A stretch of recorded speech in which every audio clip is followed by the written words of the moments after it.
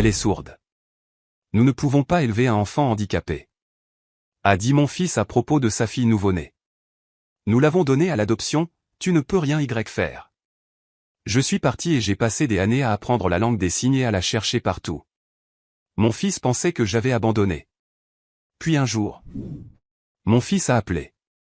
Sa femme venait d'avoir une petite fille. Ma petite fille. J'étais à l'étranger pour le travail.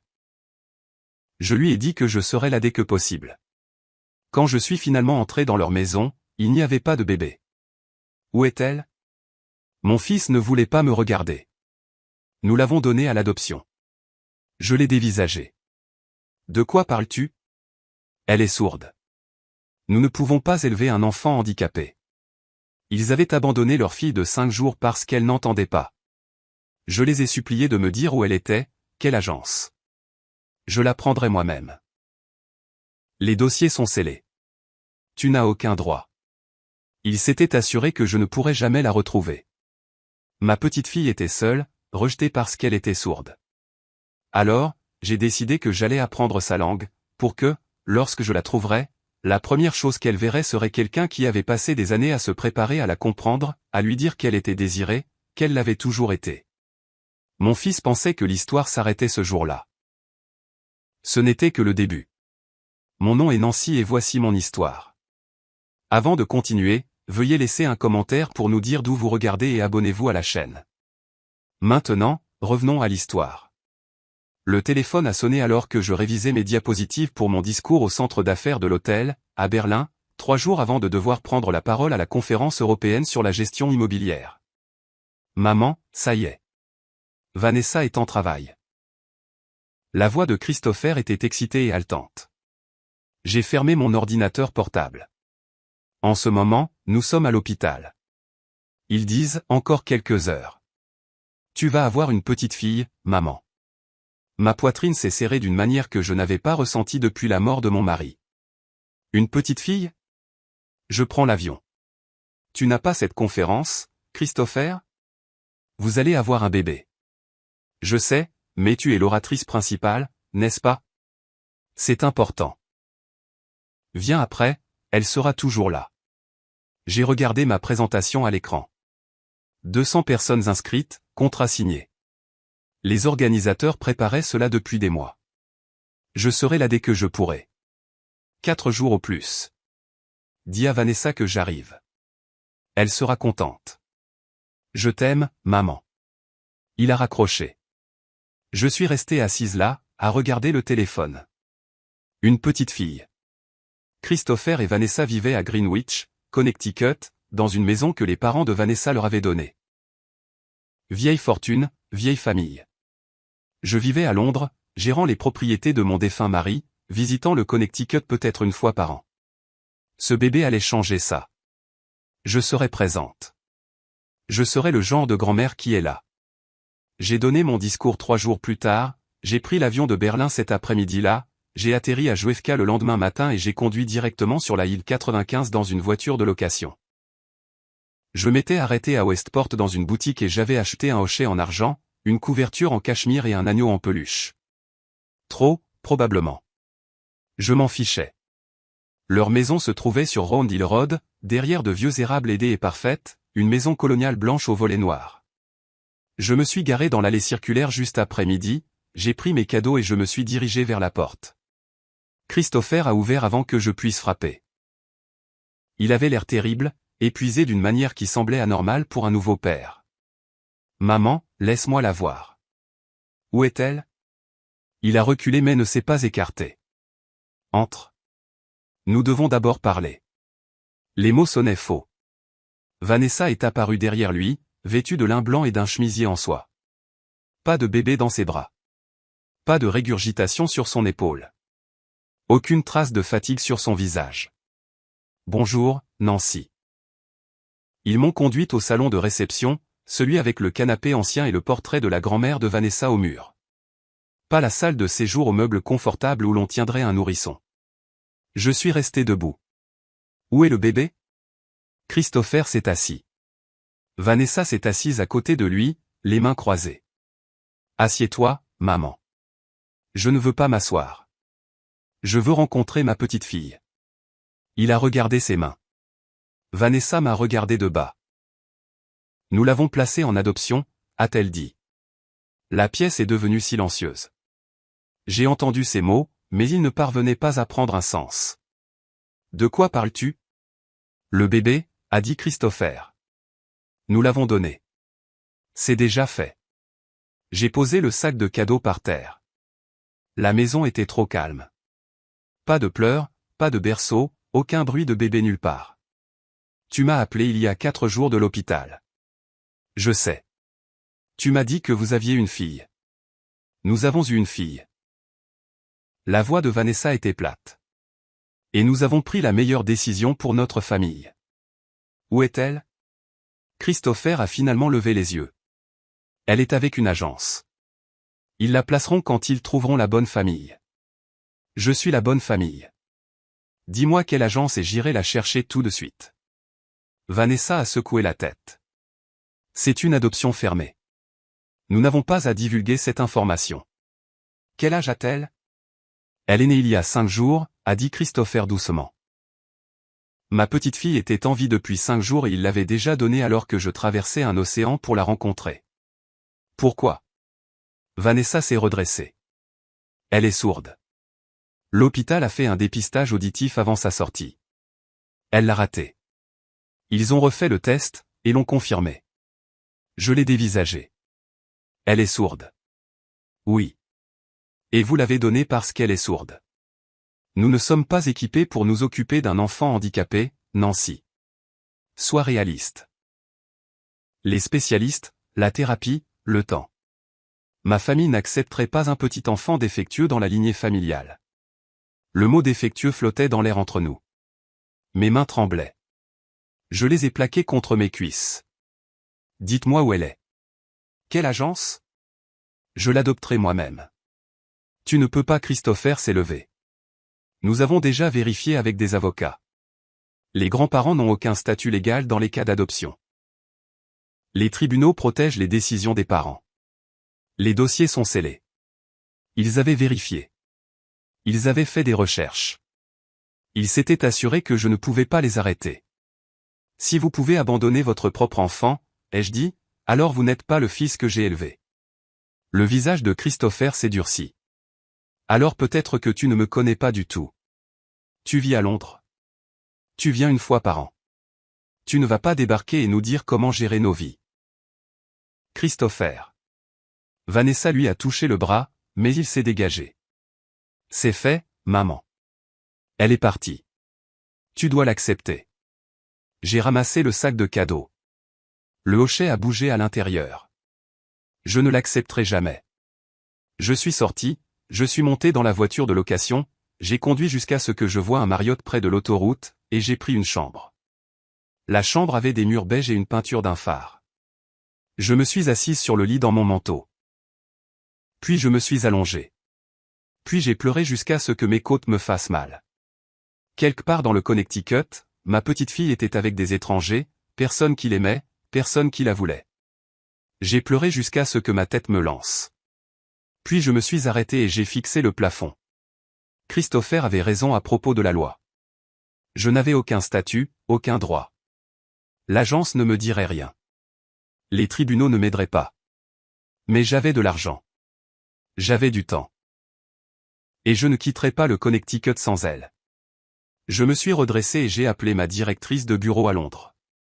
Petra, j'ai besoin que tu gères les choses à distance pendant un certain temps. Je reste aux États-Unis. Combien de temps? Je ne sais pas encore. J'ai raccroché et j'ai ouvert mon ordinateur portable. J'ai cherché des détectives privés dans le Connecticut. J'en ai trouvé un avec de bonnes critiques et j'ai envoyé une demande de consultation. Puis j'ai cherché des cours de langue des signes, l'American Sign Language, la langue qu'utilisent les personnes sourdes ici. J'ai trouvé un cours pour débutants qui commençait la semaine suivante à la bibliothèque de West Putnam Avenue, je me suis inscrite et j'ai payé en ligne. Il était plus de minuit quand je me suis enfin changé et brossé les dents. Je me suis regardé dans le miroir de la salle de bain. 54 ans, décalage horaire, yeux gonflés. Je n'avais pas l'air de quelqu'un sur le point de chercher un enfant pendant des années, mais je le ferai. Peu importe le temps que cela prendrait, peu importe le coût, j'apprendrai à signer pour que, lorsque je la trouverai, je puisse lui dire dans sa propre langue que je n'avais jamais cessé de chercher. J'ai éteint la lumière. Le lendemain matin, j'ai trouvé un appartement sur Riverside Avenue et j'ai signé un bail d'1 an. J'ai acheté une carte du Connecticut dans une librairie et je l'ai épinglée au mur de la chambre. J'ai trouvé des punaises au magasin de fournitures de bureau. J'ai planté la première punaise à Greenwich, où elle est née, où ils l'ont abandonnée. Demain, j'ajouterai d'autres punaises, partout où l'enquêteur me dirait de chercher, autant qu'il en faudrait. Je ramenai ma petite fille à la maison. Le cours de langue des signes avait lieu les mardis et jeudis soirs à la bibliothèque de Greenwich. 6 mois après avoir épinglé ce premier repère sur ma carte, j'étais assise en cercle avec 12 autres étudiants, essayant de faire épeler l'alphabet à mes doigts. Mes mains ne coopéraient pas. L'enseignante, une femme sourde nommée Carole, a fait une nouvelle démonstration. Ses doigts bougeaient avec fluidité et rapidité. Les miens s'en mêlaient sur la lettre G. Je ne pouvais pas tenir la forme pour le H. Pratiquer, a-t-elle signé. Mémoire musculaire de tous les jours. Je m'entraînais dans ma voiture. Dans la file d'attente à l'épicerie, avant de me coucher, mes mains me faisaient mal. Je confondais constamment B et F. Le détective privé que j'avais engagé a démissionné au bout de 8 mois. Il a dit que la piste était trop froide, les dossiers trop scellés. Je l'ai remercié et j'en ai engagé un autre. J'ai continué à aller en cours 2 fois par semaine. Après la première année, je pouvais tenir des conversations de base. Ma grammaire était fausse la moitié du temps, mais je pouvais poser des questions, comprendre des réponses simples. J'ai commencé à assister à des événements de la communauté sourde à Stanford, des rencontres autour d'un café dans un café de Summer Street, un club de lecture qui se réunissait tous les mois. Les gens étaient polis mais méfiants. Une femme entendante qui se présente, pose des questions sur l'adoption, sur les enfants sourds. Certains pensaient que j'étais une assistante sociale, d'autres gardaient simplement leur distance, mais je continuais à venir. J'ai appris à respecter quand quelqu'un préférait signer plutôt que parler. J'ai appris à ne pas toucher les gens pour attirer leur attention. J'ai appris que la culture sourde avait des règles et une histoire que je devais comprendre, pas seulement une langue à mémoriser. Finalement, une femme nommée Rita a commencé à me parler. Elle enseignait dans une école pour sourds à Hartford. Autour d'un café un après-midi, je lui ai parlé de ma petite fille. Ils l'ont abandonnée parce qu'elle était sourde, ai-je dit, en signant pendant que je parlais. Je la cherche depuis. Rita a regardé mes mains, mon visage. Combien de temps ? 2 ans maintenant. Et vous avez appris la langue des signes pour un bébé que vous n'avez jamais rencontré. Pour que je sois prête quand je la trouverai. Elle a hoché la tête lentement. Je vais me renseigner. Les écoles pour sourds, les programmes. Quelqu'un pourrait se souvenir de quelque chose. Mais personne ne s'est souvenu. Pas cette année-là. Ni la suivante. Je suis allé dans toutes les agences d'adoption dans un rayon de 300 km. Je leur ai montré les quelques détails que j'avais. Une petite fille née à Greenwich, abandonnée à 5 jours, sourde. La plupart ne voulaient pas me parler. Loi sur la confidentialité, dossier scellé. Certains étaient aimables. D'autres m'ont juste montré la porte. J'ai visité des orphelinats dans le Connecticut, à New York, dans le Massachusetts, à Rhode Island. J'ai traversé les salles communes en regardant les visages des enfants, me demandant si l'un d'eux pouvait être elle. J'ai interrogé les administrateurs sur les filles sourdes, sur les dossiers d'il y a des années. Impasse partout. Mon deuxième enquêteur n'a rien trouvé. J'en ai engagé un troisième. 5 ans plus tard, j'avais visité plus de 200 établissements. J'avais 59 ans. Ma langue des signes était maintenant fluide, bien que les signeurs rapides me perdaient encore parfois. Je connaissais des gens dans la communauté sourde de 3 États. Ils connaissaient mon histoire. Certains aidaient quand ils le pouvaient. D'autres pensaient que je poursuivais quelque chose d'impossible. Un après-midi, j'étais assise dans ma voiture devant un orphelinat à Albany. Un autre non. Une autre impasse.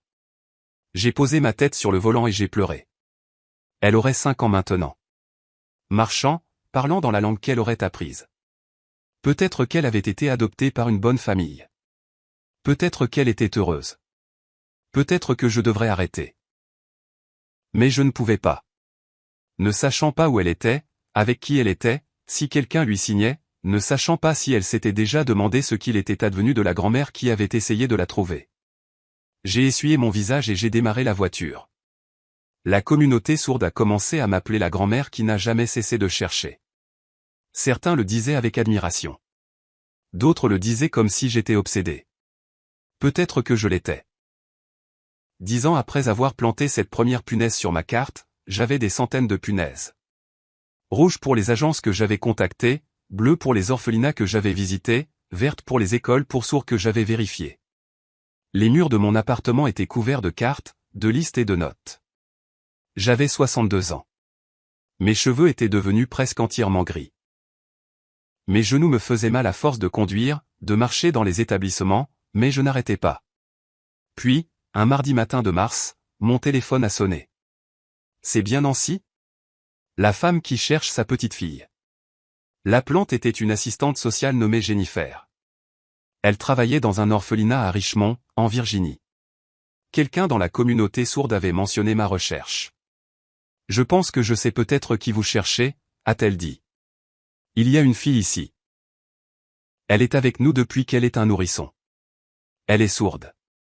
Elle a 12 ans maintenant. Personne ne l'a jamais adoptée. Mes mains sont devenues engourdies. 12 ans. Le bon âge. Comment s'appelle-t-elle? Nous l'appelons Hélène, mais ce n'est peut-être pas son nom de naissance. Ces dossiers sont rares. Je prenais déjà mes clés. J'arrive. Je peux être là dans 6 heures. Je serai là jusqu'à 17 heures. J'ai conduit sans m'arrêter. Je me suis arrêté une fois pour l'essence et le café. Mon cœur ne ralentissait pas. Cela pourrait être une autre impasse. J'avais déjà eu des appels comme celui-ci. Des pistes qui ne menaient nulle part. Mais quelque chose semblait différent. L'orphelinat se trouvait dans une rue calme de Richmond, une maison victorienne reconvertie avec une aire de jeu à l'arrière. Jennifer m'a accueilli à la porte. Elle était plus jeune que je ne l'avais imaginé, peut-être 30 ans, avec des yeux fatigués. Elle est dehors, a dit Jennifer. C'est l'heure de la récréation. Je ne lui ai pas dit que vous étiez là. Je ne voulais pas lui donner de faux espoirs. Nous avons traversé le bâtiment, passé devant des chambres, une cafétéria et une pièce pleine de jouets donnés, par une porte arrière jusqu'à l'aire de jeu. Là, a dit Jennifer en montrant du doigt. Une fille était assise seule sur un banc près de la clôture. Petite pour 12 ans, les cheveux foncés tirés en arrière, les épaules voûtées pendant que d'autres enfants jouaient au basket et grimpaient sur les équipements. Elle était assise à l'écart. C'est ce qu'elle fait, dit Jennifer doucement. Elle reste dans son coin. Elle a été rejetée tellement de fois. Des familles viennent, rencontrent les enfants, en choisissent un autre. Au bout d'un moment, je pense qu'elle a cessé d'espérer. Je ne pouvais plus bouger, plus respirer correctement. Puis-je lui parler? Allez-y. J'ai traversé la cour de récréation. La jeune fille n'a pas levé les yeux jusqu'à ce que je sois proche. Puis elle m'a jeté un regard rapide et a détourné les yeux, comme on le fait quand on a l'habitude d'être invisible. Je me suis assise sur le banc et j'ai signé. Bonjour, je m'appelle Nancy. Sa tête s'est relevée d'un coup, le choc dans ses yeux. Les adultes ne signaient généralement pas ici. Elle a signé en retour, lentement, incertaine. Je suis Hélène. Sa façon de signer était basique, son vocabulaire limité, comme quelqu'un qui aurait appris le minimum et n'aurait jamais eu l'occasion de beaucoup l'utiliser. Puis-je m'asseoir avec toi une minute? Elle a hoché la tête. Nous sommes restés assis en silence un moment. J'ai observé ses mains, son visage. Puis je l'ai remarqué sur son épaule gauche, visible là où le col de son t-shirt s'était déplacé, une petite tache de naissance en forme de virgule. Christopher avait la même marque au même endroit. Ma gorge s'est nouée. Hélène, puis-je te poser quelques questions sur tes origines? Elle a haussé les épaules, a signé. Je ne sais pas grand-chose. J'ai toujours été ici. Toujours depuis que je suis bébé. J'ai regardé en arrière vers le bâtiment où Jennifer se tenait, observant. Puis de nouveau vers Hélène. Je dois aller parler à quelqu'un à l'intérieur, mais je reviens tout de suite. Veux-tu bien m'attendre ici? Elle a hoché la tête, avec cette même expression vide, comme si elle avait appris à ne rien attendre. Je suis retourné vers Jennifer, les jambes tremblantes. J'ai besoin de voir ces dossiers. Tout ce que vous avez. À l'intérieur, Jennifer a sorti un mince dossier. Né dans le Connecticut, placé à 4 jours par une agence privée. Arrivé dans cet établissement à 6 mois lorsque le placement en famille d'accueil temporaire de l'agence a échoué. Surdité confirmée. Aucun contact familial. Aucun intérêt pour l'adoption. La chronologie correspondait. Le lieu correspondait. La tâche de naissance correspondait. J'ai besoin d'un test ADN, ai-je dit. Je pense que c'est ma petite fille. Les yeux de Jennifer se sont écarquillés. Vous êtes sérieuse? Je la cherche depuis 12 ans. Je dois en avoir la certitude. Il a fallu 3 jours pour organiser cela par le biais d'avocats. 3 jours où je suis retourné à Richmond chaque matin pour m'asseoir avec Hélène. Nous nous parlions en langue des signes. Des conversations simples. Elle m'a demandé si j'habitais à proximité. Je lui ai dit que je vivais loin, mais que j'avais voyagé longtemps pour la rencontrer. Pourquoi a-t-elle signé? Parce que je cherchais quelqu'un, elle signait en retour, quelqu'un de très important. Les résultats de l'ADN sont arrivés un vendredi. J'étais dans le bureau de mon avocat à Greenwich quand il a ouvert l'enveloppe. Compatibilité à 99,7%, a-t-il dit. C'est votre petite fille biologique. J'ai mis mon visage dans mes mains et j'ai sangloté. 12 ans. 12 ans de recherche, de conduite, de questions, d'espoir et de quasi-abandon, et je l'avais trouvé. Le processus d'adoption s'est déroulé plus rapidement cette fois. J'avais de l'argent, un foyer stable, pas de signaux d'alarme. L'assistante sociale d'Hélène a soutenu la démarche. L'orphelinat l'a soutenue. En 3 mois, nous étions devant un tribunal de Virginie. Le juge a regardé Hélène. Comprends-tu ce qui se passe aujourd'hui? Hélène a signé et l'interprète a parlé. Nancy m'adopte. Je vais pouvoir partir d'ici. Comment te sens-tu par rapport à ça? Hélène m'a regardé, puis a signé. Bien. Le juge a souri et a signé les papiers. Nous avons pris l'avion pour Londres la semaine suivante. Hélène était assise près du hublot, regardant les nuages. Je lui avais parlé en signe du nouveau départ que nous allions prendre, de l'appartement à Londres, de ma promesse de la garder en sécurité. Et je le pensais. Elle a hoché la tête, puis a signé. Pourquoi as-tu cherché si longtemps? J'ai pris sa main et j'ai signé en retour. Parce que tu es ma petite fille, et que je n'arrête jamais de chercher la famille. Elle a pleuré alors. Moi aussi. L'avion a décollé et Hélène s'est appuyée contre mon épaule. Après 12 ans dans un orphelinat, après une vie à être rejetée, elle rentrait enfin à la maison. L'appartement de Londres semblait trop grand au début. Hélène se tenait dans l'embrasure de la porte de sa chambre et n'entrait pas. Elle fixait simplement le lit, le bureau, la fenêtre donnant sur la rue. C'est à toi, ai-je signé. Ta chambre? Elle a hoché la tête mais n'a pas bougé. Le premier mois, elle me regardait à peine, gardait les yeux baissés, sursautait quand je bougeais trop vite. Au dîner, elle mangeait vite, comme si quelqu'un pouvait lui enlever son assiette. Le matin, elle était réveillée avant moi, assise sur son lit, entièrement habillée, attendant. J'avais engagé un consultant sourd avant notre arrivée. Une femme nommée Myriam, qui m'a aidé à adapter l'appartement. Une sonnette visuelle qui faisait clignoter des lumières, des détecteurs de fumée stroboscopiques, un meilleur éclairage dans chaque pièce pour qu'Hélène puisse voir clairement les visages. Mais les changements physiques étaient plus faciles que le reste. La langue des signes d'Hélène était basique, fonctionnelle. L'orphelinat lui avait appris assez pour se débrouiller, mais pas assez pour vraiment communiquer. Ma langue des signes était fluide après toutes ces années de pratique. Mais la sienne avait des lacunes partout. Nous commencions une conversation, et elle se figeait, ne connaissant pas les signes dont elle avait besoin. J'éplais des mots, elle hochait la tête, mais je pouvais voir sa frustration. 3 semaines après notre arrivée, elle a signé « Merci » après le dîner. Spontanément, elle m'a simplement regardé et l'a signé. J'ai dû quitter la pièce pour qu'elle ne me voie pas pleurer. Le 2e mois, je l'ai inscrite dans une école pour élèves sourds dans le nord de Londres, avec une thérapie 2 fois par semaine avec une conseillère spécialisée dans les traumatismes liés à l'adoption. Hélène y est allée sans se plaindre. Elle rentrait fatiguée et silencieuse. Les autres élèves sourds essayaient de l'inclure. Je les observais à la sortie des cours, je les voyais lui parler en signe, l'inviter à s'asseoir avec eux. Elle secouait la tête, s'asseyait seule. Son professeur m'a prise à part un après-midi. Elle a du mal socialement. Les autres élèves ne comprennent pas pourquoi elle ne participe pas. Elle a passé 12 ans à être rejetée, ai-je dit. Elle ne fait pas encore confiance. Le professeur a hoché la tête. Nous allons continuer d'essayer. J'ai fait des erreurs, beaucoup. Je parlais en signant, mélangeant la structure de l'anglais et de la langue des signes. Un soir, le professeur d'Hélène m'a appelé. Vous devez utiliser une langue des signes américaine pure à la maison, a-t-elle dit gentiment. Pas de communication simultanée, pas d'anglais sur vos lèvres pendant que vous signez. Hélène a besoin d'une immersion linguistique complète pour rattraper son retard. J'ai eu l'impression d'avoir échoué.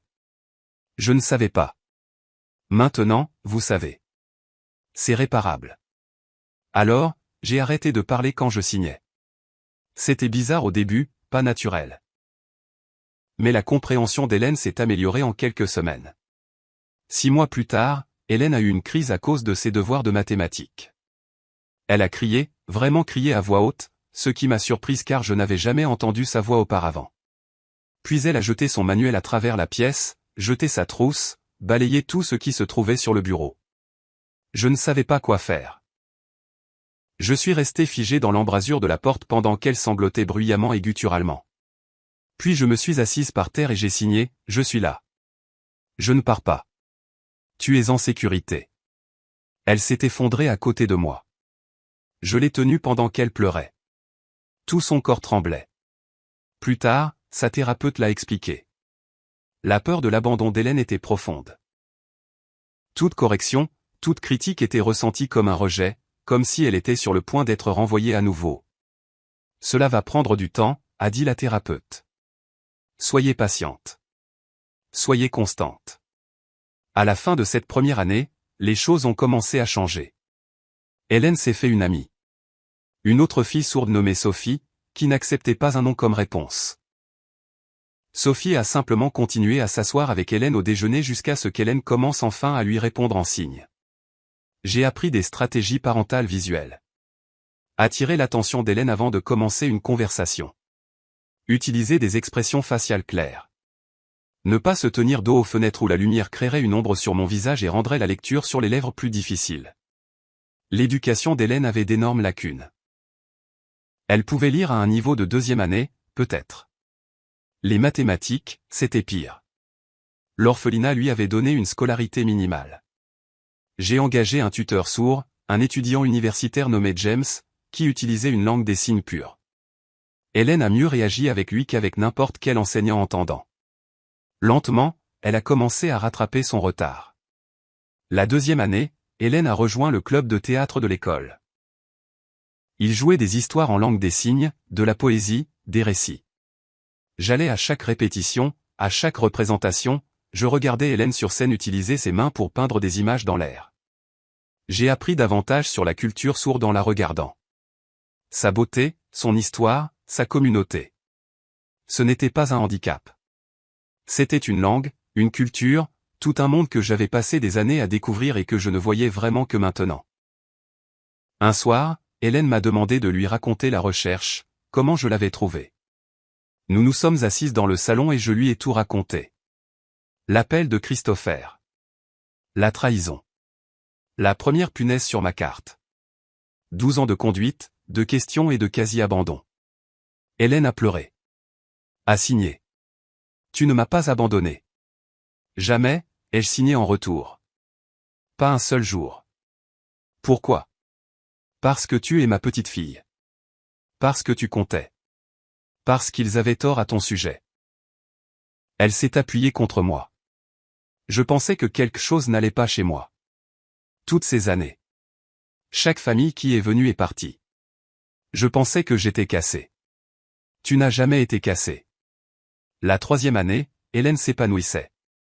À 15 ans, elle était confiante d'une manière que je n'aurais jamais imaginée pour cet enfant effrayé de 12 ans. Elle a participé à un concours régional de poésie en langue des signes. Elle n'a pas gagné, mais elle s'en fichait. Elle aimait simplement être sur scène. J'étais devenu membre d'une communauté de parents d'enfants sourds à Londres. J'allais à des rencontres, à des événements de sensibilisation, j'en apprenais plus chaque semaine sur l'accessibilité, sur les droits, sur la lutte contre les systèmes qui tentaient de dévaloriser les personnes sourdes.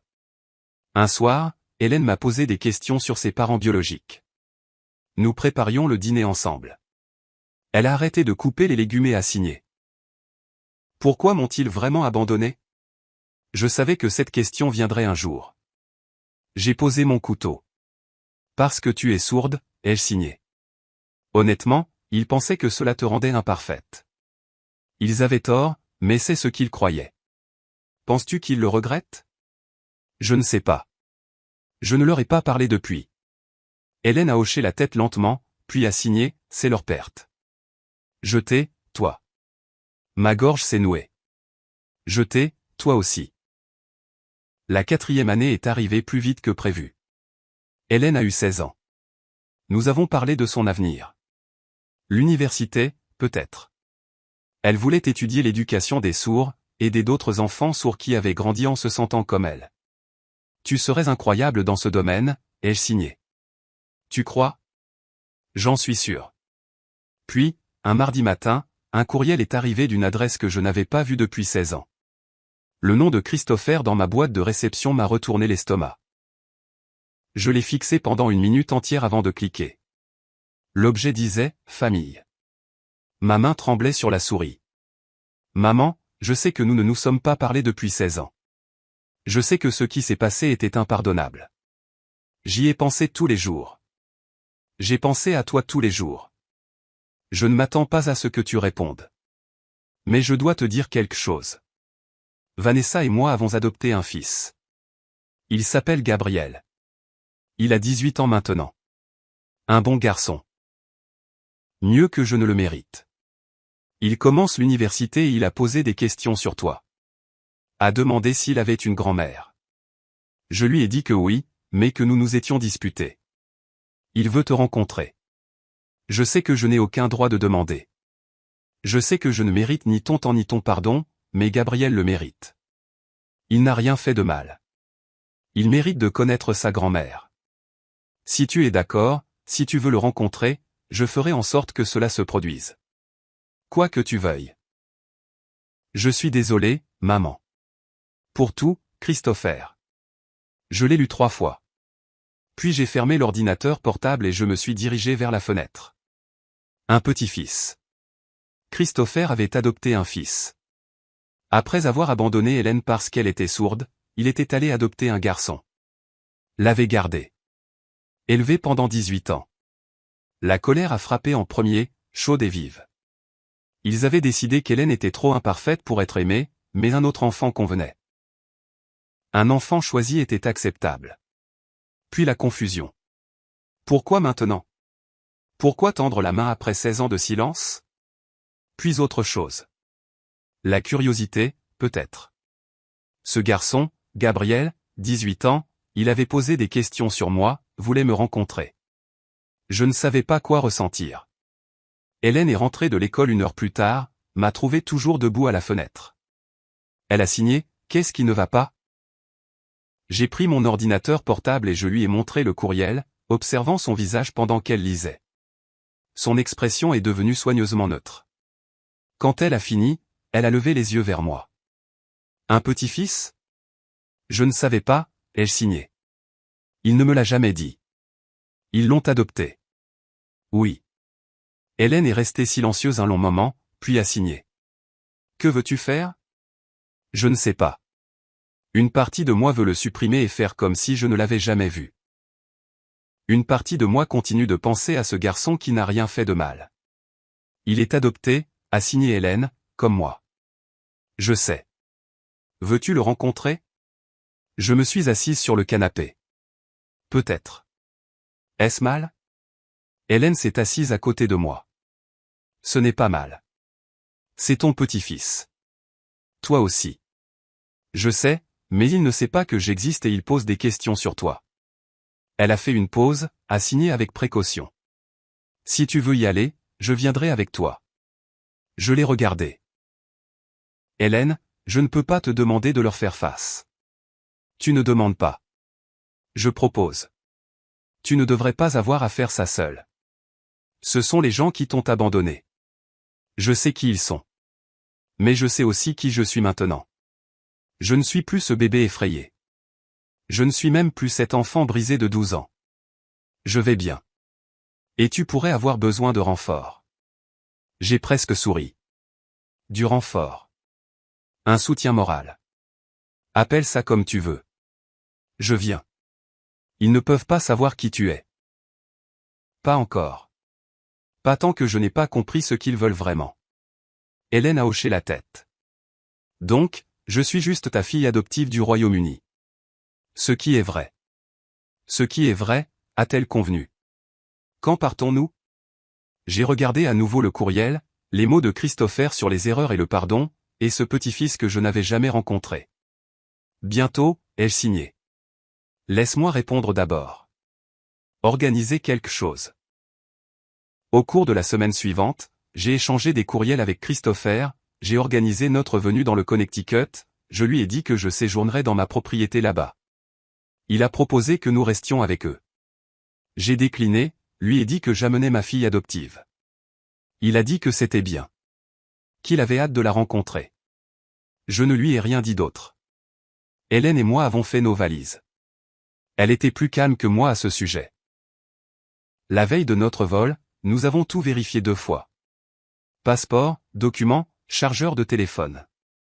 Hélène m'a regardé de l'autre côté des valises. A signé. As-tu peur? Terrifiée, ai-je signé en retour. Elle a souri. A signé. On va gérer, maman. Maman. Elle avait commencé à m'appeler ainsi il y a plus d'1 an.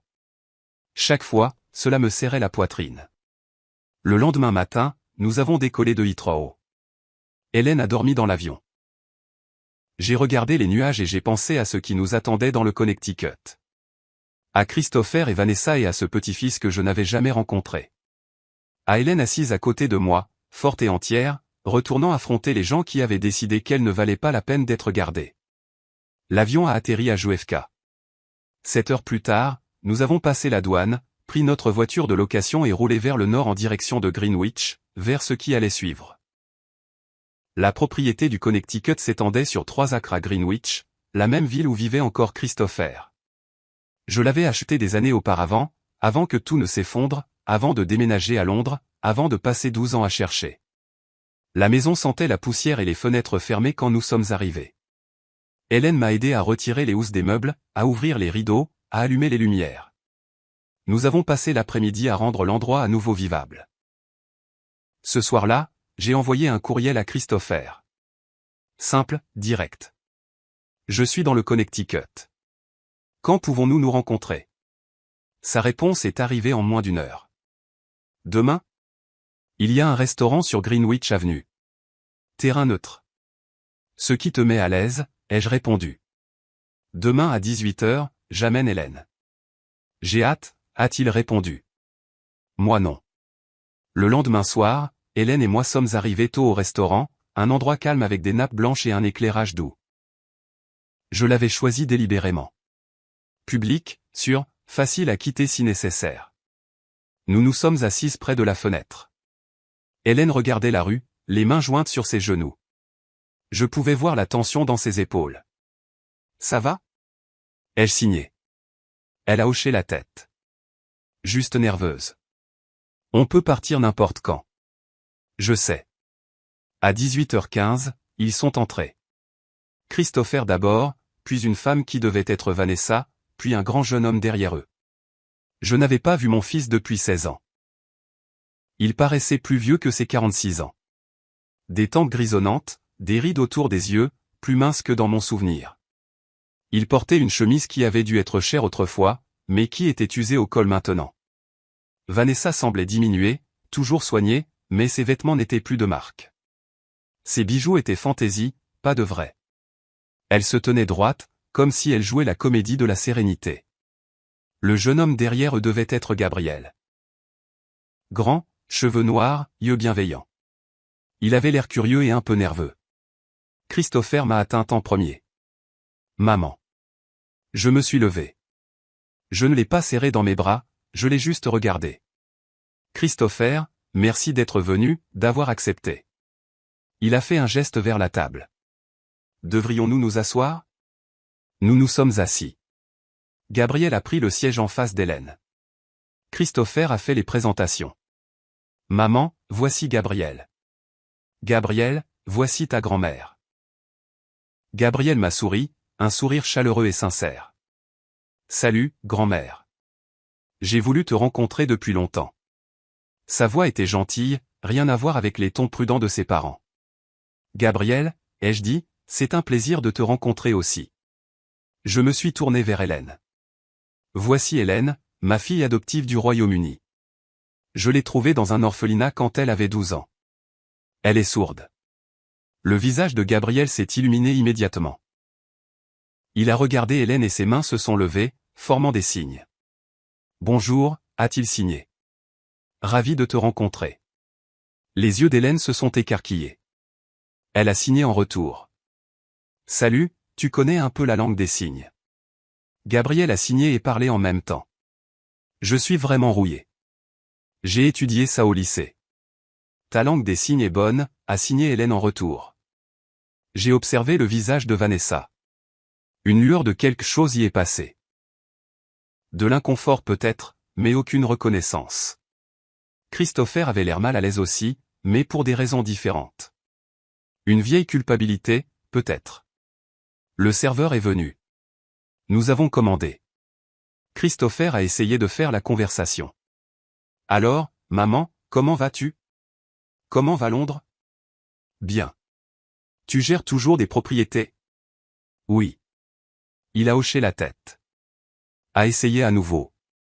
J'ai tellement regretté. Ce qui s'est passé. Comment nous nous sommes quittés. J'y pense tout le temps. Je l'ai regardé droit dans les yeux. Vraiment? Oui. J'étais jeune, stupide. J'ai pris de terribles décisions. Vanessa lui a touché le bras, mais il a continué. Je veux arranger les choses, si c'est encore possible. Je n'ai pas répondu. J'ai tourné mon attention vers Gabriel à la place. Je lui ai posé des questions sur ses études, sur ses projets. Il s'est animé en parlant d'université communautaire, pas d'une université prestigieuse. Il voulait étudier quelque chose. Il n'était pas encore sûr de quoi. Peut-être le travail social. Peut-être l'éducation. Pourquoi le travail social? Ai-je demandé. Il a haussé les épaules. J'aime aider les gens. Et je pense que je comprends ce que c'est que de se sentir à part. Hélène le regardait attentivement. J'ai interrogé Christopher et Vanessa sur leur vie. Ils ont parlé de réduire leur train de vie et de vivre plus simplement. Quand j'ai posé des questions directes, leurs réponses sont restées vagues. Christopher a mentionné qu'ils avaient déménagé dans un endroit plus petit. Vanessa a changé de sujet quand j'ai demandé pourquoi. Quelque chose n'allait pas, mais je ne pouvais pas identifier quoi. Gabriel a continué à parler à Hélène, a continué à signer malgré sa rouille, lui a posé de vraies questions sur ce que c'était d'être sourde, sur l'orphelinat, sur Londres. Combien de temps es-tu resté là-bas? A-t-il demandé. Dans l'orphelinat? Les mains d'Hélène ont bougé lentement. Toute mon enfance. De quand j'étais bébé jusqu'à ce que Nancy me trouve. Ça a dû être dur. Ça l'a été. Gabriel a hoché la tête. Quelque chose dans son expression disait qu'il comprenait plus que la plupart des gens. Quand le dîner s'est terminé, Christopher a demandé si nous pouvions nous revoir. Gabriel veut vraiment apprendre à te connaître, a-t-il dit. Et j'aimerais bien aussi, si tu es d'accord. J'ai regardé Gabriel, son expression pleine d'espoir. Nous pouvons nous revoir. Le soulagement de Christopher était visible. Peut-être chez toi la prochaine fois, moins formel. D'accord. Nous avons fixé la date pour la semaine suivante. En marchant vers la voiture, Hélène a signé, il est gentil, Gabriel. Oui, il n'est pas comme eux. J'ai remarqué qu'il connaît vraiment la langue des signes. Pas très bien, mais il a essayé. C'est vrai. La deuxième rencontre a eu lieu dans ma propriété. Gabriel a apporté des fleurs. Des vraies, pas chères. Un bouquet du supermarché. Il nous les a données à toutes les deux. Pour grand-mère et Hélène, a-t-il dit. Christopher et Vanessa ont fait des conversations maladroites dans le salon. Je répondais par monosyllabes. Hélène restait silencieuse. Au bout de 20 minutes, Gabriel a demandé à Hélène si elle voulait voir le jardin. Elle m'a regardé. J'ai hoché la tête. Ils sont sortis sur la terrasse pendant que je restais avec Christopher et Vanessa dans un silence de plus en plus pesant. Par la fenêtre, je pouvais voir Gabriel et Hélène signer, rire. Quelque chose se passait entre eux, une connexion. Christopher a suivi mon regard. C'est un bon garçon. On dirait. Nous sommes fiers de lui. Je n'ai pas répondu à cela. La troisième rencontre, Gabriel est venu seul, a dit que ses parents avaient quelque chose à faire, mais qu'il voulait venir si c'était d'accord. C'était plus que d'accord.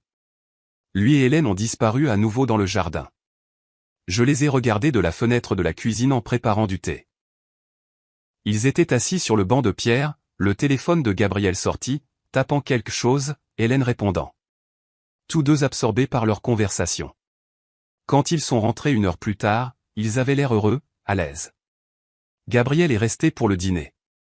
Nous avons commandé une pizza, nous sommes assis autour de la table de la cuisine au lieu de la salle à manger formelle. Gabriel m'a interrogé sur la découverte d'Hélène, sur le processus d'adoption, sur l'éducation d'une adolescente sourde. J'ai répondu honnêtement. Il a écouté comme s'il s'en souciait vraiment. Après son départ, Hélène s'est assise avec moi dans le salon. Il est différent, a-t-elle signé.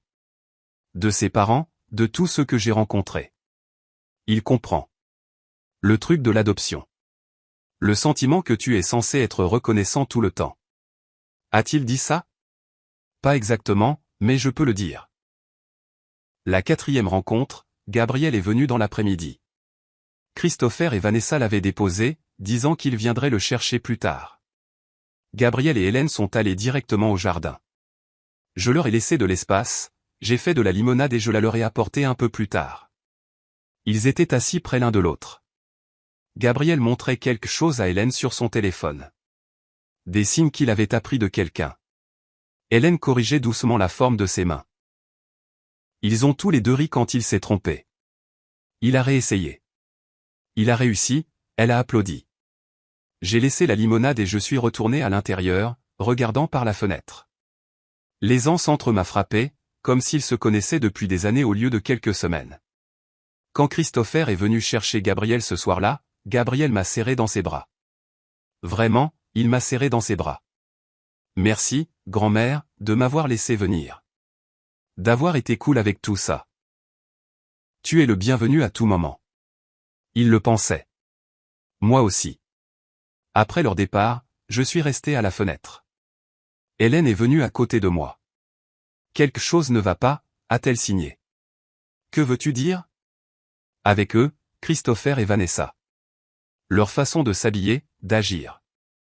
Gabriel qui vient seul. Il leur est arrivé quelque chose. Je pensais la même chose. Tu l'as remarqué aussi. Difficile de ne pas le faire, mais Gabriel ne leur ressemble pas du tout. Non, ai-je convenu. Il ne leur ressemble pas. Quoi que Christopher et Vanessa cachaient, quoi que ce soit qui les ait ramenés dans ma vie après toutes ces années, il est difficile de croire que c'est vraiment une question de réconciliation. On verra bien. Mais Gabriel était réel. Sa gentillesse était réelle. Sa connexion avec Hélène était réelle. Et ça valait quelque chose. Même si tout le reste n'était qu'un mensonge. Un mois s'était écoulé depuis ce premier dîner maladroit. Gabriel venait à la propriété tous les quelques jours, parfois avec Christopher et Vanessa, plus souvent seul. Le lien entre lui et Hélène s'était approfondi pour devenir quelque chose qui ressemblait à une véritable fratrie. Ils se parlaient constamment en signes, riaient de blagues que je ne comprenais pas toujours, s'asseyaient près l'un de l'autre sur le banc du jardin avec leur téléphone, s'envoyant des messages sur des choses qu'ils ne voulaient pas dire à voix haute. J'ai vu cela se produire et je me suis senti à la fois reconnaissante et inquiète, car la vérité finirait par éclater. C'est un jeudi après-midi que tout a changé. Gabriel était de nouveau venu seul, disant que ses parents étaient occupés. Lui et Hélène sont allés directement au jardin, comme toujours. Je suis resté à l'intérieur, j'ai fait du café, j'ai commencé à répondre à des courriels dans le bureau. 1 heure a passé, puis 2. D'habitude, il rentrait à ce moment-là, affamé ou assoiffé, ou prêts à m'inclure dans la conversation qu'ils avaient eue. Mais la maison est restée silencieuse. J'ai regardé par la fenêtre. Ils étaient toujours sur le banc, mais quelque chose était différent. Les épaules de Gabriel étaient voûtées. Les mains d'Hélène bougeaient vite, avec urgence. Même à cette distance, je pouvais voir la tension. J'ai failli sortir.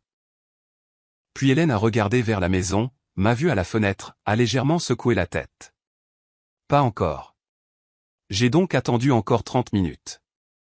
Puis la porte arrière s'est ouverte. Ils sont entrés ensemble. Les yeux de Gabriel étaient rouges. Le visage d'Hélène avait cette expression soigneusement neutre qu'elle prenait quand elle retenait ses émotions. Ils m'ont trouvé dans le bureau. Se sont tenus dans l'embrasure de la porte.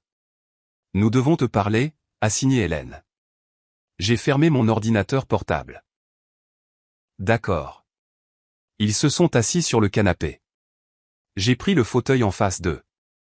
Gabriel ne pouvait pas me regarder. Hélène a tendu la main et lui a serré la sienne. Que s'est-il passé? Ai-je demandé. Gabriel a commencé. Sa voix était rauque. Je dois te dire quelque chose sur la raison pour laquelle mes parents sont vraiment revenus, pourquoi ils voulaient que je te rencontre. Je me doutais que cette conversation allait arriver, mais je suis restée silencieuse. Les laisser parler. Il y a 6 mois, mon grand-père a été arrêté. Le père de ma mère. Il dirigeait une sorte de montage financier depuis des années, comme une pyramide de Ponzi. Tout s'est effondré. Le gouvernement a tout saisi. Il est en prison fédérale maintenant. J'ai digéré l'information. La famille de Vanessa, vieille fortune, nom prestigieux, tout avait disparu. Gabriel a continué, ils ont tout perdu. La maison, les voitures, les économies, tout. Mon père a perdu son emploi parce qu'il ne l'avait que grâce aux relations de la famille de ma mère. Maintenant, ces relations ne veulent plus de nous. Où vivez-vous? Un appartement de 2 chambres, de l'autre côté de la ville. Ils sont au bord de la faillite. Ils ont des dettes partout. Les pièces du puzzle se sont assemblées, les vêtements usés, les réponses vagues, le désespoir sous la performance pleine de remords de Christopher. Et ils sont revenus vers moi pour de l'argent, ai-je dit. Gabriel a hoché la tête, incapable de croiser mon regard. Ils m'ont briefé avant notre premier dîner, m'ont dit quoi dire, comment agir. Ils ont dit que tu aiderais si je jouais le rôle du petit-fils, que tu te sentirais coupable d'avoir manqué mon enfance et que tu voudrais te rattraper. Hélène me regardait attentivement, vérifiant ma réaction. Et tu as marché dans leur jeu, ai-je dit à Gabriel. Au début, il m'a finalement regardé. Je ne savais pas quoi faire d'autre. Ce sont mes parents. Je pensais que peut-être ils voulaient vraiment une famille. Que l'argent était secondaire. Mais ensuite je vous ai rencontrés, toi et Hélène, et j'ai réalisé ce que c'est qu'une vraie famille. Pas une performance, pas une obligation, juste une connexion. Sa voix s'est brisée. J'en suis malade. De vous avoir menti, d'avoir fait partie de leur plan. Vous et Hélène êtes les premières personnes qui m'ont fait sentir que je pouvais être moi-même. Et je suis ici sous de faux prétextes. Tu as 18 ans, ai-je dit. Tu es ici parce qu'ils t'ont amené. Ce n'est pas ta faute. Mais je suis revenu. J'ai continué à leur laisser croire que leur plan fonctionnait. Hélène lui a signé quelque chose. Il a hoché la tête. Il y a plus, a dit Gabriel. À leur sujet. Sur la façon dont ils traitaient les gens? Hélène m'a demandé de te dire quelque chose sur quand j'étais plus jeune. Il a pris une profonde inspiration. Quand j'avais 16 ans, je suis sorti avec une fille, Anna. Elle était sourde. J'ai appris la langue des signes pour elle. Nous sommes restés ensemble pendant 6 mois. Mes parents l'ont découvert et sont devenus fous. Je voyais où cela menait. Ma poitrine s'est serrée. Ils ont dit que je ne pouvais pas fréquenter ces gens-là. Que ça ruinerait mes perspectives, que les personnes sourdes avaient leur propre monde et que je n'y appartenais pas. Ils m'ont forcé à rompre avec elles. J'avais 17 ans. J'ai fait ce qu'ils m'ont dit. Ses mains se sont crispées. Je le regrette depuis. Le visage d'Hélène s'était figé. C'est pour ça que ma langue des signes est rouillée, a continué Gabriel. Je ne l'ai pas utilisée depuis. Je ne supportais pas de penser à Anna, à ce que j'avais fait. La pièce est devenue silencieuse. Puis Hélène a commencé à signer. Gabriel a regardé ses mains. Elle dit que je dois te dire quelque chose maintenant, a-t-il dit. À son sujet. J'ai regardé Hélène. Qu'est-ce que c'est? Elle a pris une profonde inspiration, puis a signé et parlé en même temps. Je ne suis pas juste une fille adoptée que Nancy a trouvée. Je suis la fille biologique de tes parents. Le visage de Gabriel est devenu vide. Quoi? Quoi? Hélène a continué, ses mains fermes, même si je pouvais les voir trembler. Ils m'ont abandonné pour adoption quand ils ont découvert que j'étais sourde. J'avais moins de 2 semaines. Nancy prenait l'avion de Londres pour me rencontrer. Quand elle est arrivée, j'étais déjà parti. Il m'avait donné à une agence d'adoption et ne voulait pas lui dire où. Gabriel était assis, figé. Nancy m'a cherché pendant 12 ans, a continué Hélène. Chaque orphelinat, chaque agence, chaque école pour sourds. Elle m'a finalement trouvé quand j'avais 12 ans. J'avais été dans un orphelinat toute mon enfance. Personne ne voulait adopter un enfant sourd. Non, a dit Gabriel, ce n'est pas. Il n'aurait pas fait ça. Mais il pouvait entendre la vérité dans sa propre voix. Il l'aurait fait. Il l'avait fait. Ils t'ont abandonné parce que tu étais sourde, sa voix était plate. Et puis ils m'ont adopté parce que j'étais parfait. Hélène a hoché la tête. Gabriel s'est levé, s'est rassis, a mis sa tête dans ses mains. Les mêmes personnes qui m'ont forcé à rompre avec Anna parce qu'elle était sourde. Ils ont jeté leur propre bébé parce qu'il était sourd. Hélène a signé. Ce n'est pas ta faute. Je sais. Il a levé les yeux. Son visage était mouillé. Mais ils m'ont gardé. Ils m'ont élevé. Et tu as été seul dans un orphelinat pendant 12 ans parce qu'ils ont décidé que tu ne valais pas la peine. Je ne pouvais pas parler. Regardez Gabriel digérer cela, le voir relier les poings. Il s'est relevé, a commencé à faire les 100 pas. Je ne peux pas y retourner. Je ne peux pas les regarder en sachant ça. En sachant ce qu'ils ont fait à Hélène, en sachant qu'ils ne m'ont amené ici que pour te manipuler. Il s'est arrêté au milieu de la pièce. S'est tourné vers moi. J'ai 18 ans. Je peux choisir où je vis. Sa voix tremblait. Puis-je rester ici avec toi et Hélène? Bien sûr que tu peux rester, Gabriel, ai-je dit. C'est ta maison maintenant. Son visage s'est décomposé. Hélène s'est levée et l'a serré dans ses bras. Il s'est accroché à elle comme si elle était la seule chose solide dans la pièce. Par-dessus son épaule, Hélène m'a regardé. Qu'est-ce qu'on fait maintenant? Maintenant, ai-je dit, nous leur disons la vérité. Toute la vérité. Leur faire savoir que nous savons pour l'argent, pour le plan, pour qui est vraiment Hélène. Gabriel s'est reculé. Quand? Bientôt. Je les inviterai à dîner. Ici nous mettrons un terme à tout ça. Je devrais être celui qui leur dit, a dit Gabriel. Pour l'argent, pour ce que je sais. Tu n'es pas obligé. Si. J'en faisais partie. Même si je ne le voulais pas, je dois l'assumer. Hélène a signé. Nous le ferons ensemble. Tous les 3. Je les ai regardés. Mes 2 petits-enfants, l'un que j'avais cherché, l'autre que je venais de trouver. Choisissant tous les 2 la vérité plutôt que le confort. Choisissant tous les 2 cette famille improvisée plutôt que celle qui les avait utilisés. Ensemble. J'ai accepté. Gabriel s'est rassis. Hélène s'est assise à côté de lui. Je me suis déplacé vers le canapé et je me suis assise de l'autre côté d'Hélène. Nous sommes restés comme ça pendant un long moment. Tous les 3, à digérer, à nous préparer pour la suite. Dehors, le soleil a commencé à se coucher. Le jardin s'est rempli d'ombre. À l'intérieur, nous nous tenions les uns les autres, une grand-mère et 2 petits-enfants, prêts à affronter les gens qui nous avaient fait du mal. Prêts à en finir. 3 jours après que Gabriel et Hélène m'aient tout dit, j'ai envoyé l'invitation. Christopher, Vanessa, s'il vous plaît, venez dîner à ma propriété ce samedi à 19h. Il y a quelque chose dont nous devons discuter. La réponse de Christopher est arrivée en moins d'1 heure. Avec plaisir. Merci, maman. À samedi. Je pouvais lire l'espoir dans ces mots, la supposition que j'étais enfin prête à les aider, que leur plan avait fonctionné. Le samedi est arrivé, froid et clair. Gabriel était resté dans une des chambres d'amis depuis jeudi, il n'était pas retourné à l'appartement de ses parents. Ils avaient appelé 2 fois. Il avait laissé sonner. Cet après-midi-là, nous nous sommes préparés tous les 3, avons mis la table de la salle à manger avec la belle porcelaine, préparé un rôti avec des légumes, ouvert une bonne bouteille de vin pour la laisser respirer.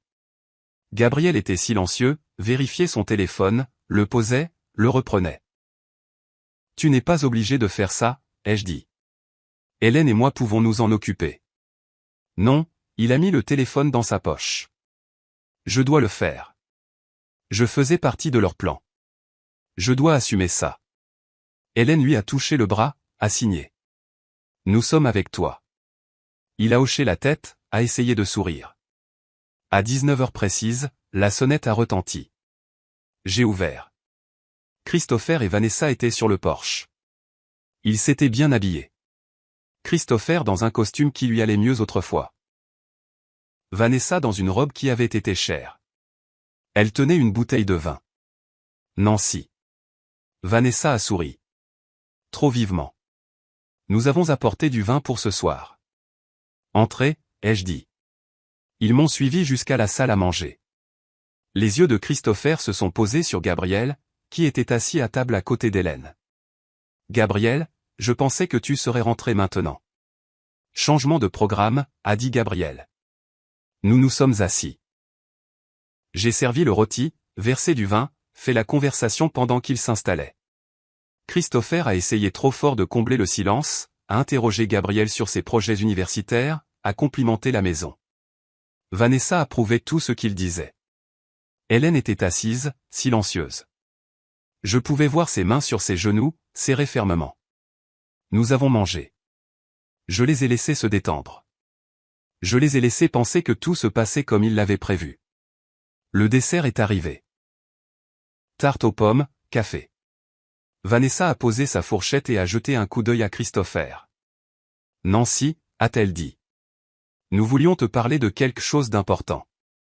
Avant que vous ne continuiez, ai-je dit, j'ai quelque chose à vous dire à tous les deux. Je me suis levé, j'ai posé ma serviette. Gabriel et Hélène se sont redressés. Voici Hélène, mais je n'ai pas été tout à fait honnête sur qui elle est. Le visage de Christopher a changé, passant à la confusion. Vanessa s'est figée. Hélène n'est pas juste une fille adoptive que j'ai trouvée il y a 4 ans. Ma voix était stable, froide. Elle a passé 12 ans dans cet orphelinat de Virginie avant que je ne la trouve, depuis qu'elle avait moins de 2 semaines. La main de Vanessa a commencé à trembler. Sa fourchette a heurté l'assiette avec un bruit sec.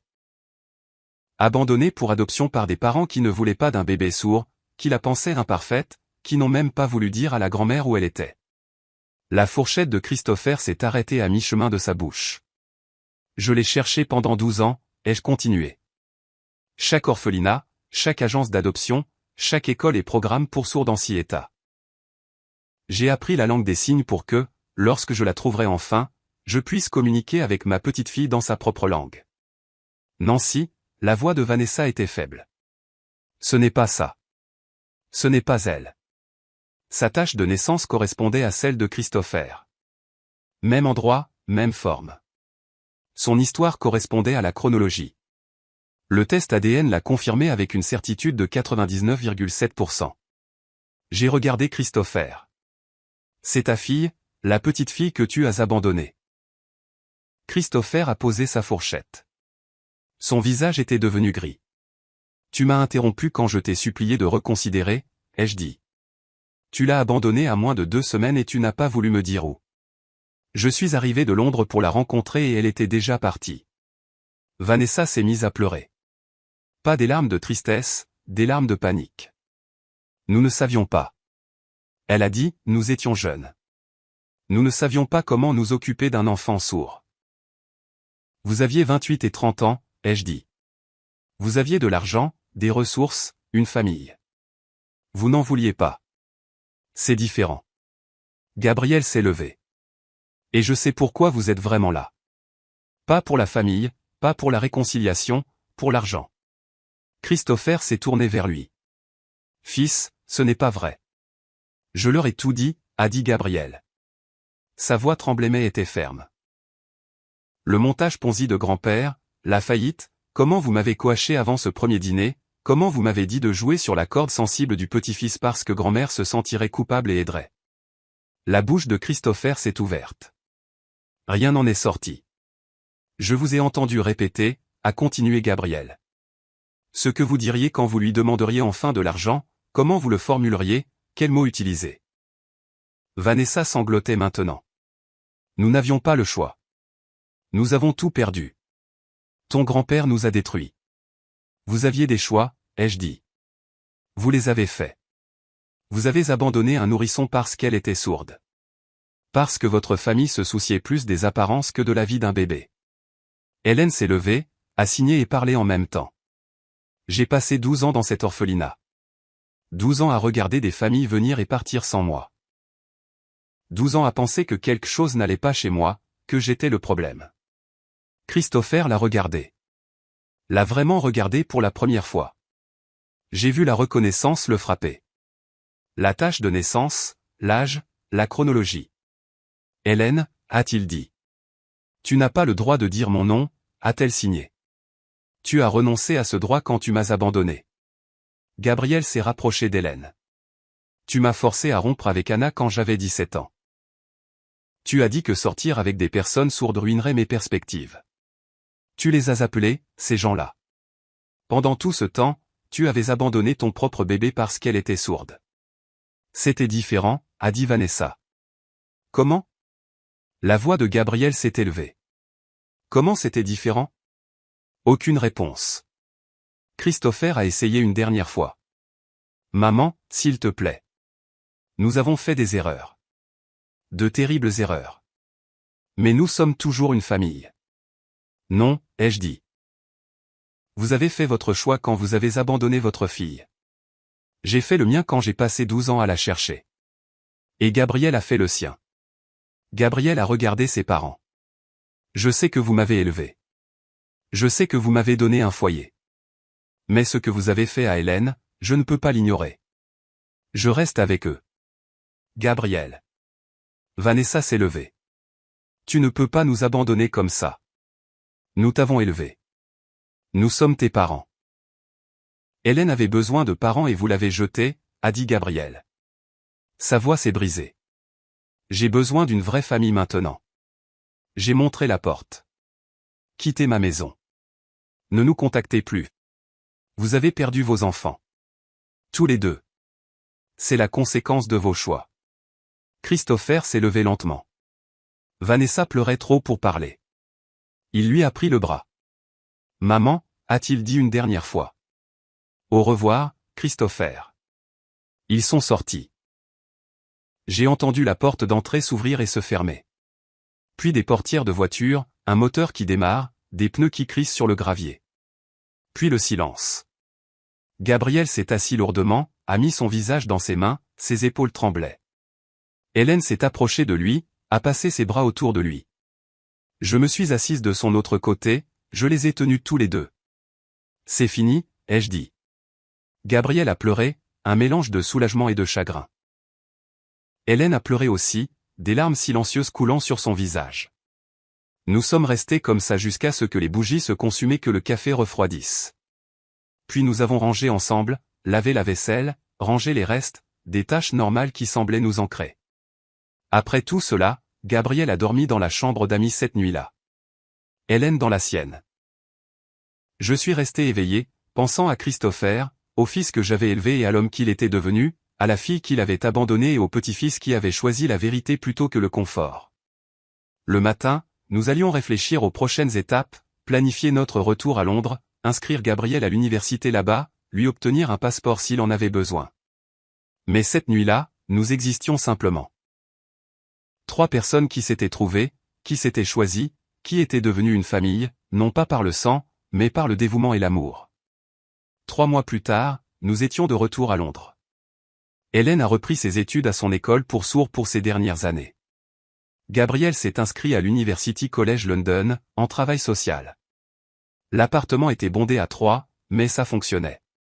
La langue des signes de Gabriel s'améliorait de jour en jour. Hélène l'aidait à pratiquer, corrigeait sa grammaire, lui enseignait de nouveaux signes.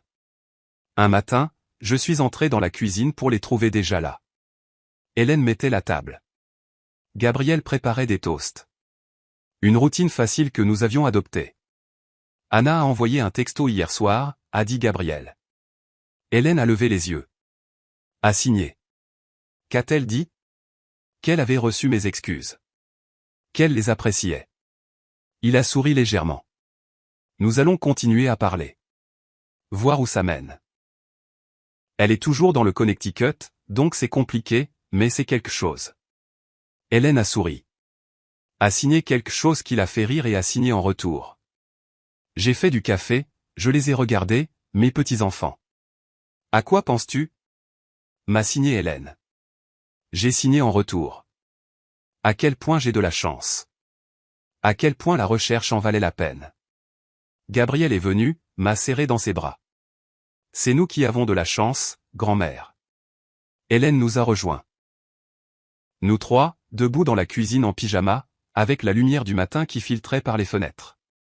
Nous avions commencé comme des pièces brisées. Une grand-mère qui cherche.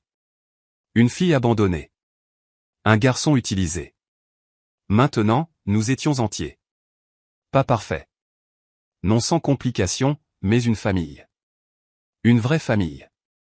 Et c'était tout. Voilà mon histoire. J'aimerais savoir ce que vous en pensez. Christopher et Vanessa méritaient-ils une seconde chance ou ai-je pris la bonne décision? Dites-le moi dans les commentaires et abonnez-vous pour plus d'histoires comme la mienne.